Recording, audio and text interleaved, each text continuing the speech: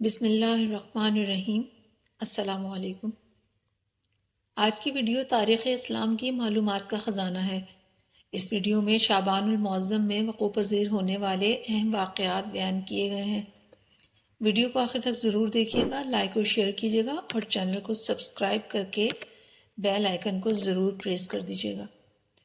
ماہ شعبان 9 ہجری میں حضور صلی اللہ علیہ وآلہ وسلم کی تیسری صاحبزادی ام کلثوم رضی اللہ تعالی عنہ کا انتقال ہوا۔ آپ حضرت ختیجہ رضی اللہ تعالی عنہ کے بطن سے تھیں۔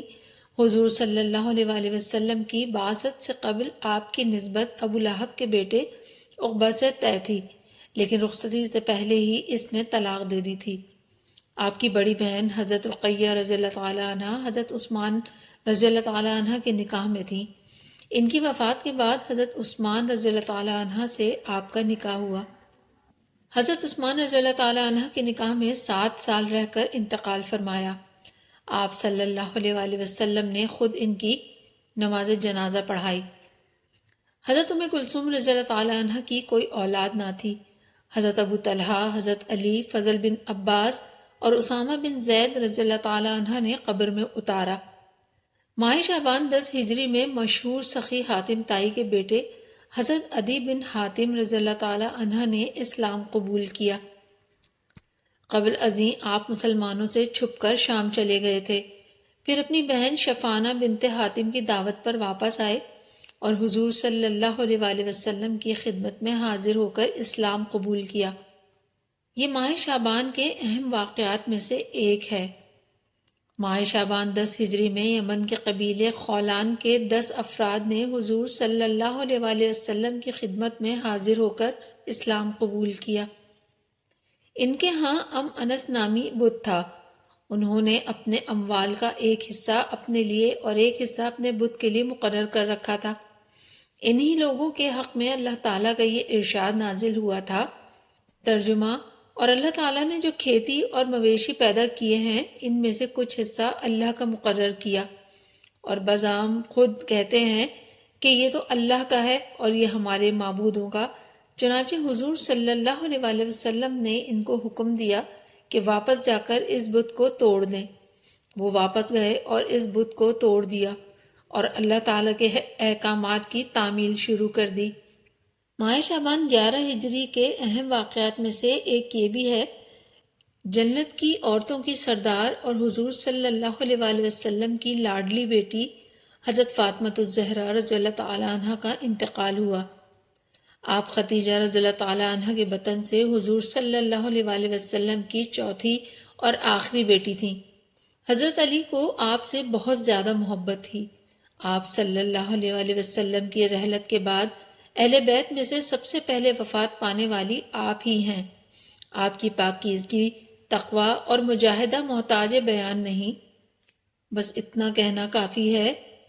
یوں کی ہے بسر اہل بیت مطہر نے زندگی، یہ ماجرائے دختر خیر الانام تھا۔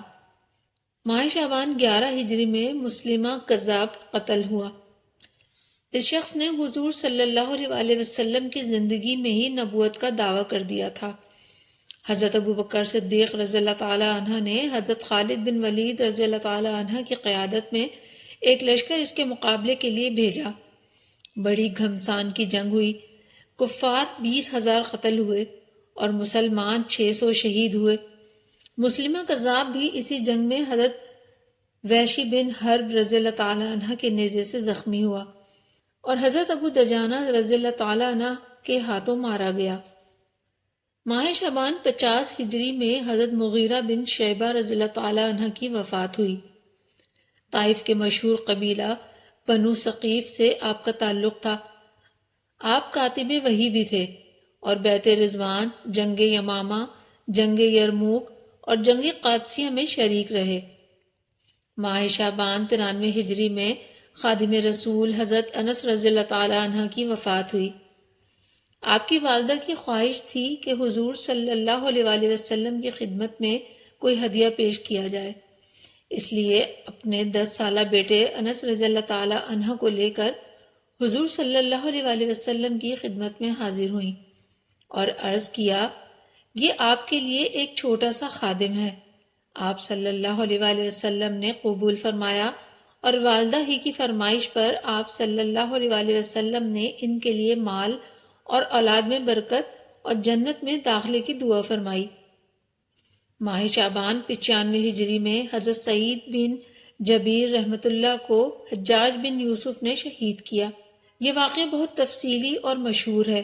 آپ نے اپنی شہادت کے وقت یہ دعا کی تھی، اے اللہ میرے بعد حجاج کو کسی کے قتل پر جرأت نہ دینا۔ چنانچہ ان کی شہادت کے کچھ عرصے بعد حجاج سخت ذہنی اور جسمانی تکلیف میں مبتلا ہوا اور اسی میں اس کی موت واقع ہوئی۔ ماہ شعبان 8 ہجری میں حضور صلی اللہ علیہ وآلہ وسلم نے حضرت ابو قتادہ بن حارث رضی اللہ تعالی عنہ کی قیادت میں 16 افراد پر مشتمل ایک لشکر بنو محارب نامی کافروں کے مقابلے کے لیے غطفان روانہ فرمایا۔ یہ کافر لوگ خزرہ نامی جگہ میں آباد تھے۔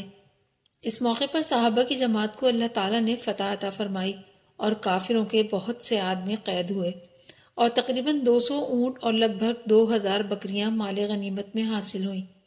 اس وقت کا شرعی حصہ خمس نکالنے کے بعد ہر غازی کے حصے میں 13 اونٹ آئے۔ یہ تھے ماہ شعبان کے اہم واقعات کی مکمل تفصیل۔ امید ہے یہ ویڈیو آپ کے لیے بہت مفید ثابت ہوئی ہوگی۔